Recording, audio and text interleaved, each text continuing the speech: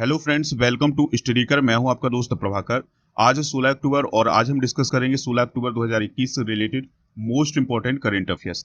दोस्तों, आप इस लेक्चर को बहुत ही ध्यान से सुनिएगा। अगर आपको इस लेक्चर का पीडीएफ चाहिए तो हमारे टेलीग्राम चैनल को ज्वाइन कर लीजिएगा, जिसका लिंक आपको डिस्क्रिप्शन बॉक्स में मिल जाएगा। दोस्तों, आप हमसे व्हाट्सएप के माध्यम से भी जुड़ सकते हैं। हमारे व्हाट्सएप नंबर है 8602319713 और दूसरा व्हाट्सएप नंबर है 8770536009।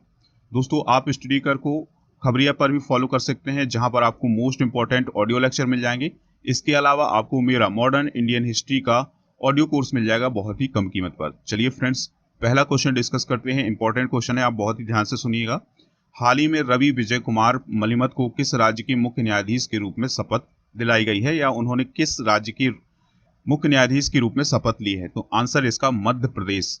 तो दोस्तों, न्यायमूर्ति रवि विजय कुमार मलिमत को 14 अक्टूबर 2021 को मध्य प्रदेश के राज्यपाल मंगू भाई पटेल ने मुख्य न्यायाधीश के पद की शपथ दिलाई है। याद रखिएगा कि जो राज्यपाल होते हैं वो मुख्य न्यायाधीश की शपथ दिलाते हैं, और मुख्य न्यायाधीश जो होते हैं वो राज्यपाल को शपथ दिलाते हैं। हाल ही के दिनों में कुछ नई नियुक्तियां हुई हैं मुख्य न्यायाधीश के पद पर, तो उनको भी हम डिस्कस कर लेते हैं। त्रिपुरा के नए मुख्य न्यायाधीश बने हैं इंद्रजीत महांती, हिमाचल प्रदेश के मोहम्मद रफीक, सिक्किम के विश्वनाथ सोमद्दर और छत्तीसगढ़ के ए के गोस्वामी। इलाहाबाद हाईकोर्ट के नए मुख्य न्यायाधीश बने हैं राजेश बिंदल।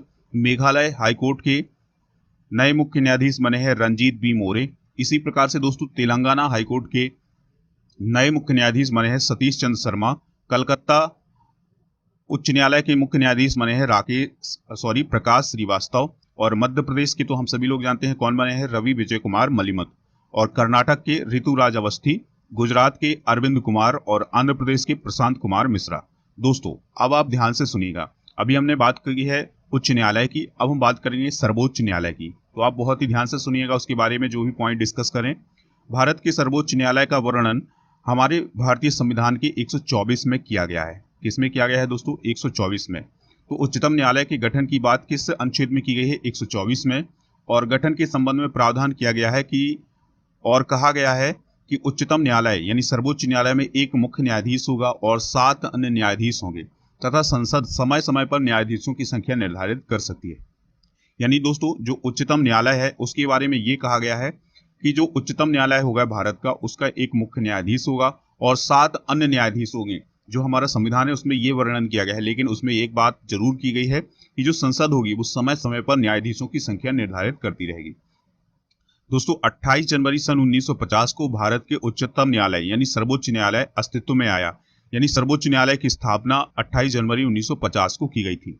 बात करें न्यायाधीशों की संख्या में वृद्धि की, तो दोस्तों न्यायाधीशों की संख्या में समय समय पर वृद्धि होती गई है। तो 1960 में 13 कर दी गई 7 की जगह, 1977 में 17 हो गई दोस्तों, और 1986 में 25 हो गई। अगर हम वर्तमान की बात करें तो वर्तमान में उच्चतम न्यायालय यानी सर्वोच्च न्यायालय में एक मुख्य न्यायाधीश होता है और 30 अन्य न्यायाधीश होते हैं। तो इस प्रकार से कुल न्यायाधीश कितने होते हैं दोस्तों? 31। 30 होते हैं न्यायाधीश और 1 होते हैं मुख्य न्यायाधीश। तो कुल न्यायाधीशों की संख्या कितनी हो गई? 31 हो गई। चलिए फ्रेंड्स, अगला क्वेश्चन डिस्कस करते हैं। इंपॉर्टेंट क्वेश्चन है, अंतरराष्ट्रीय ग्रामीण महिला दिवस कब मनाया जाता है? तो ये मनाया जाता है 15 अक्टूबर को। दोस्तों, हर साल 15 अक्टूबर को पूरे विश्व में अंतरराष्ट्रीय ग्रामीण महिला दिवस मनाया जाता है। कौन सा दिवस दोस्तों? अंतरराष्ट्रीय ग्रामीण महिला दिवस। दोस्तों, इस दिवस को मनाने का उद्देश्य है ग्रामीण परिवारों और समुदायों की महिलाओं और लड़कियों की स्थिति में सुधार लाना। अंतरराष्ट्रीय ग्रामीण महिला दिवस 2021 की थीम क्या थी? तो ध्यान से सुनिएगा। सभी के लिए अच्छे भोजन की खेती कर रही ग्रामीण महिलाएं। चलिए फ्रेंड्स, अगर हम बात करें महिला दिवस की, केवल महिला दिवस की, तो यह मनाया जाता है 8 मार्च को। यानी अंतरराष्ट्रीय महिला दिवस कब मनाया जाता है? 8 मार्च को। अगला क्वेश्चन है, विश्व विद्यार्थी दिवस कब मनाया गया? तो दोस्तों आंसर इसका 15 अक्टूबर को। तो हर साल विश्व विद्यार्थी दिवस मनाया जाता है डॉक्टर एपीजे अब्दुल कलाम की याद में। कब मनाया जाता है? 15 अक्टूबर को। दोस्तों, सन 2010 में संयुक्त राष्ट्र ने प्रत्येक वर्ष यानी हर साल 15 अक्टूबर के दिन भारत के पूर्व राष्ट्रपति अबुल पाकिर जैनुलब्दीन अब्दुल कलाम यानी डॉक्टर एपीजे अब्दुल कलाम के जन्म दिवस को मनाने की घोषणा की थी। यानी जो विश्व विद्यार्थी दिवस है उसकी घोषणा कब की गई थी संयुक्त राष्ट्र के द्वारा? 2010 में। किसके जन्म दिवस पर? तो डॉक्टर एपीजे अब्दुल कलाम के जन्म दिवस पर। दोस्तों, यह फैसला उनके विज्ञान और तकनीक में किए गए योगदान को देखते हुए लिया गया था। दोस्तों डॉक्टर एपीजे अब्दुल कलाम एक वैज्ञानिक, राजनेता होने के साथ ही वह एक उम्दा शिक्षक भी थे। यही कारण था कि अपने भाषणों के द्वारा उन्होंने लाखों छात्रों को प्रभावित किया है। दोस्तों अब हम कुछ बातें करते हैं डॉक्टर एपीजे अब्दुल कलाम के बारे में। तो उनका जन्म कब हुआ था, याद रखिएगा 15 अक्टूबर 1931 में। कहाँ हुआ था? धनुषकोडी नामक स्थान पर, जो कि कहाँ है दोस्तों? तमिलनाडु में है। उनका पूरा नाम क्या था दोस्तों? डॉक्टर एपीजे अब्दुल कलाम का पूरा नाम था अबुल फकीर जैनुलब्दीन अब्दुल कलाम। दोस्तों 2002 में उन्हें भारत के राष्ट्रपति के पद में नियुक्त किया गया और वो भारत के 11वें राष्ट्रपति बने थे। और कब से कब तक बने थे? तो याद रखिएगा 25 जुलाई 2002 से लेकर के 25 जुलाई 2007 तक वो भारत के राष्ट्रपति रहे हैं और दोस्तों 11वें राष्ट्रपति रहे हैं। इससे पहले वे भारतीय अंतरिक्ष अनुसंधान संगठन यानी इसरो और रक्षा अनुसंधान और विकास संगठन यानी DRDO में एक एरोस्पेस इंजीनियर के रूप में काम करते रहे हैं। दोस्तों डॉक्टर एपीजे अब्दुल कलाम को भारत में मिसाइल मैन के नाम से जाना जाता है। अब हम बात करते हैं दोस्तों अब्दुल कलाम के बारे में कुछ और पॉइंट। तो अब्दुल कलाम का निधन हुआ था 27 जुलाई 2015 को। कहाँ हुआ था? शिलोंग मेघालय में हुआ था। डॉक्टर एपीजे अब्दुल कलाम की कुछ किताबें हैं, तो आप ध्यान से सुनिएगा उनके नाम। विंग्स ऑफ फायर, तो विंग्स ऑफ फायर ऑटोबायोग्राफी है डॉक्टर एपीजे अब्दुल कलाम की। इंडिया 2020, तो ये भी उनकी बुक है। फिर है इग्निटेड माइंड्स, तो ये भी उनकी बुक है। इसके अलावा उनकी एक बुक है माई जर्नी। तो दोस्तों आप इनको जरूर याद रखिएगा। अब हम बात करते हैं कि डॉक्टर एपीजे अब्दुल कलाम को कौन कौन से अवार्ड मिले हैं। तो 1997 में भारत रत्न दिया गया है, 1990 में पद्म विभूषण दिया गया है, 1981 में पद्म भूषण से सम्मानित किया गया था और इसके अलावा 1997 में इंदिरा गांधी राष्ट्रीय एकता पुरस्कार का भी सम्मान मिला हुआ है। दोस्तों सन 2000 में रामानुजन पुरस्कार से भी इन्हें सम्मानित किया जा चुका है। दोस्तों डॉक्टर एपीजे अब्दुल कलाम के बारे में बताने के लिए बहुत ज़्यादा है, लेकिन हम यहाँ पर शॉर्ट में डिस्कस कर रहे हैं। दोस्तों चलिए अब हम डिस्कस करते हैं अगला क्वेश्चन। भारतीय बैंक संघ का नया चेयरमैन किससे नियुक्त किया गया है? तो दोस्तों इसका आंसर होगा AK गोयल, यानी भारतीय बैंक संघ के नए चेयरमैन कौन बने हैं? AK गोयल।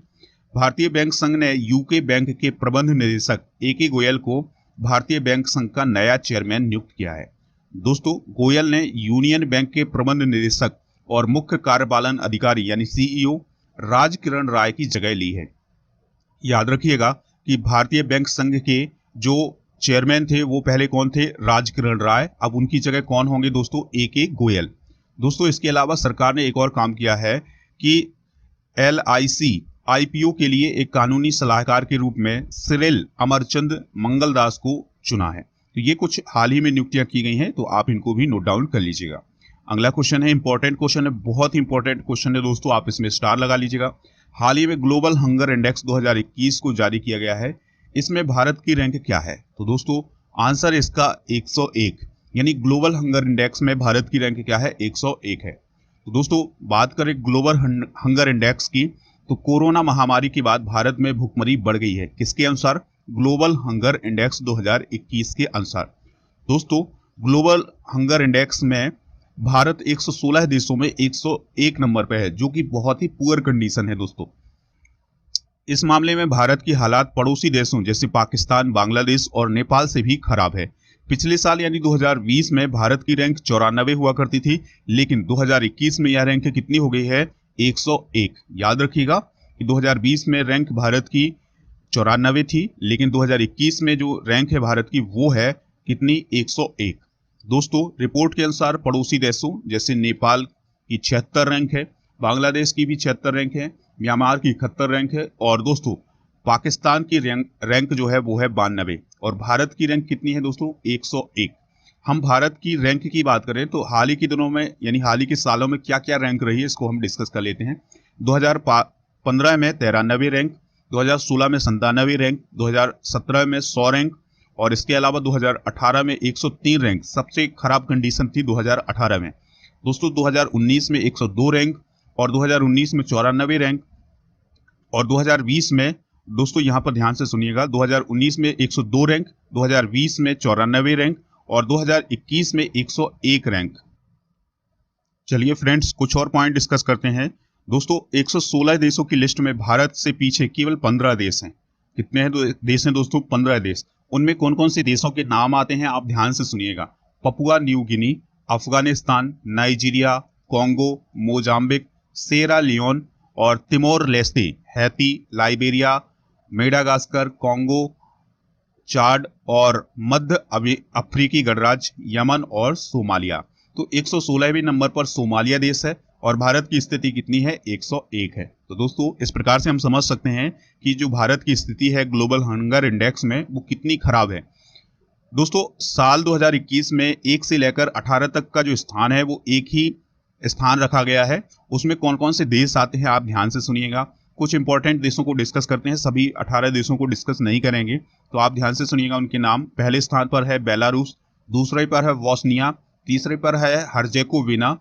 और दोस्तों आप याद रखिएगा पहले स्थान पर बेलारूस है, दूसरे स्थान पर है वॉस्निया और हर्जेगोनिया, ये एक ही देश का नाम है। और फिर इसके अलावा है Brazil, Chile, China, Croatia, Cuba, ये देश शामिल है 1 से लेकर 18वें स्थान पर। याद रखिएगा दोस्तों कि जो 1 से लेकर 18वां स्थान है ये एक ही स्थान रखा गया है। इसके अलावा जो रैंक दी गई है वो 19वें नंबर से दी गई है। दोस्तों अगला क्वेश्चन है, इंपॉर्टेंट क्वेश्चन है, आप बहुत ही ध्यान से सुनिएगा। किस राज्य के चंपा, चंपल और लाहौली नीटेड जुराब और दस्ताने को जीआई टैग मिला है? तो आंसर है इसका हिमाचल प्रदेश के, यानी हिमाचल प्रदेश के 2 सामान को जीआई टैग दिया गया है। इनमें से एक है चंपा चप्पल और दूसरा है लाहौली नीटेड सॉक्स या दस्ताने। दोस्तों हैंड नीडेड सॉक्स का मतलब ये है कि ये मोजे या जुराब हाथ से बने होते हैं। हिमाचल के घर घर में ऐसे मोजे और स्वेटर बनाने का चलन है जिनमें हाथ से बने मोजे सबसे खास है। तो दोस्तों याद रखिएगा कि हैंड नीडेड सॉक्स जो है वो हिमाचल प्रदेश से रिलेटेड हैं और चंबा चप्पल जो है वो भी कहाँ से रिलेटेड है? हिमाचल प्रदेश से, जिसको हाल ही में जीआई टैग दिया गया है। दोस्तों अब हम कुछ इंपॉर्टेंट जीआई टैग डिस्कस कर लेते हैं। जैसे अलीबाग सफेद प्याज को जीआई टैग दिया गया है जो कि महाराष्ट्र से रिलेटेड है, और बिलो क्रिकेट बैट को भी जीआई टैग दिया गया है, ये कश्मीर से रिलेटेड है। सोजात मेहंदी को भी जीआई टैग दिया गया है, ये राजस्थान से रिलेटेड है। इसी प्रकार से जुडिमा राइस वाइन को भी जीआई टैग दिया गया है, ये असम से रिलेटेड है। दोस्तों इसी प्रकार से मध्य प्रदेश के चिन्नौर चावल को भी हाल ही के दिनों में जीआई टैग दिया गया है। दोस्तों इसका एक लेक्चर अलग से बनाया हुआ है, तो अगर आपको वो लेक्चर सुनना है तो उसका लिंक आपको डिस्क्रिप्शन बॉक्स में मिल जाएगा।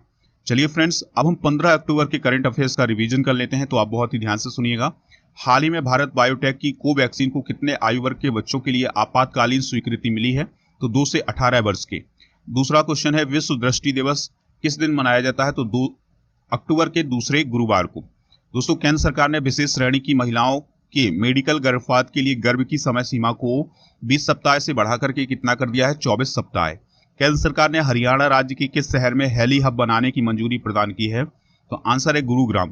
केंद्र सरकार ने किसे एक बार फिर से राष्ट्रीय बाल अधिकार संरक्षण आयोग यानी एनसीपीसीआर का अध्यक्ष नियुक्त किया है? तो आंसर है इसका प्रियंक कानून को। तो दोस्तों ये थे करंट अफेयर्स 15 अक्टूबर से रिलेटेड। अब हम वो क्वेश्चन डिस्कस करते हैं जिनके आंसर आपको कमेंट बॉक्स में देना है, तो आप ध्यान से सुनिएगा। इलाहाबाद उच्च न्यायालय के नए मुख्य न्यायाधीश कौन बने हैं? दूसरा है सर्वोच्च न्यायालय की स्थापना कब की गई थी? तीसरा क्वेश्चन है अंतर्राष्ट्रीय महिला दिवस कब मनाया जाता है? चौथा क्वेश्चन है डॉक्टर एपीजे अब्दुल कलाम का जन्म कब हुआ था? और पांचवा क्वेश्चन है ग्लोबल हंगर इंडेक्स 2020 में भारत का स्थान क्या था? दोस्तों 2021 नहीं 2020 का पूछा है, तो आपको 2020 का स्थान बताना है। अब हम वो नाम भी डिस्कस कर लेते हैं जिन्होंने कल के आंसर बहुत ही सटीक दिए हैं और ये लोग लगातार क्लास में रहते हैं। तो उनके नाम है रोहित पवैया, विष्णु सोलंकी और दीपाराम और अनिल कुमार। तो दोस्तों आप भी कमेंट बॉक्स में आंसर दीजिएगा इन प्रश्नों के। चलिए फ्रेंड्स, अगर आपने अभी तक राजा गुप्ता को अनअकैडमी पर फॉलो नहीं किया तो फॉलो कर लीजिएगा। वहां पर आपको उनकी स्पेशल क्लासेस, लाइव क्लासेस मिल जाएंगी और आप राजा गुप्ता के माध्यम से कोई भी कोर्स परचेज कर सकते हैं। इसलिए एक रेफरल कोड यूज करिएगा, राजा नंबर 1। चलिए फ्रेंड्स, इस लेक्चर को आप लाइक कर दीजिएगा, शेयर कर दीजिएगा दोस्तों को सभी प्लेटफॉर्म पर। मिलते हैं नेक्स्ट लेक्चर में। जय हिंद, वंदे मातरम।